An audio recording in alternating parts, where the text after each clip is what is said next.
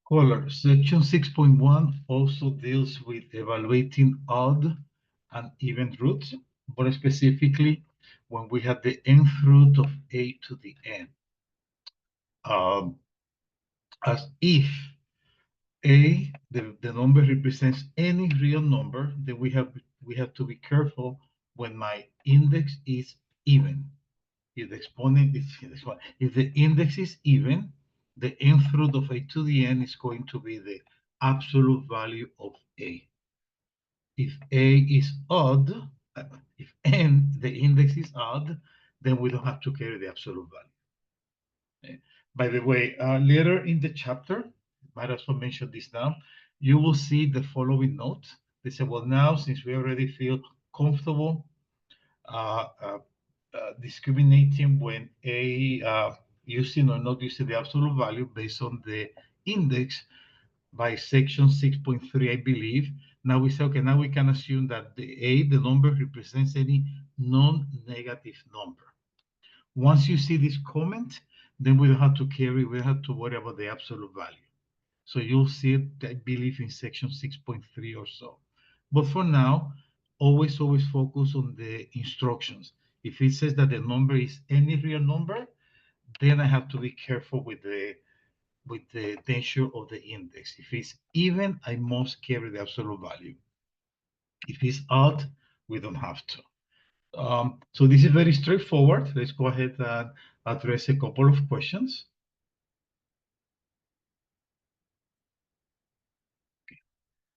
So we have here the summary, of course, for any real number A. They say real number A. If they use K here, if the index is odd, I don't have to carry the absolute value. If the index is even, I do. So look at, for example, problem number 46 on the left-hand side. It said the fourth root of 81. Well, we know that 81, this is 9 times 9, and the 9 is 3. So this is the same thing as 3 to the fourth root. In this case, of course, the index is even. So in theory, you're supposed to do absolute value of 3. But I know the 3 is positive, so I don't have to carry the absolute value. Number 51, the sixth root of x to the 6th. Since I don't know what is the value of x, it could be positive or negative, then I must use absolute value of x. Why? Because 6, of course, is even. If I have, for example, number 50, let me do 52 first, in that case, I have the 8th root of parentheses x plus 3 to the 8th. The value represents any real number. Of course, 8 is even, so I have no choice but to use absolute value. Look at number 50. We have the fourth root of 16 times x minus 2 to the 4.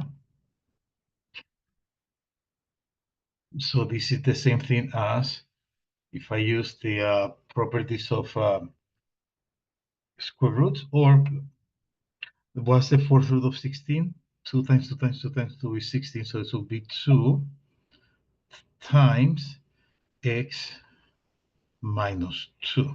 So this is to the fourth. 4 is even, so I must use absolute value. However, applying the rules of absolute value, this is the same thing as absolute value of the 2 times absolute value of x minus 2. I know the absolute value of 2 is simply 2.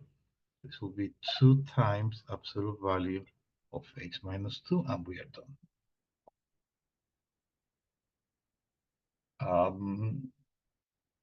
Let me see if I'm out of it.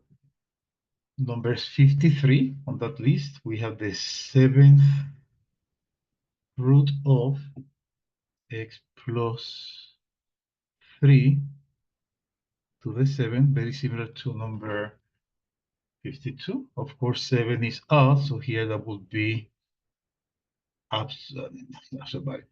x plus 3. I don't have to carry the absolute value because the 7 is odd. That's all it is. Go to page. This will take me a while. Let me just flip some of the questions here.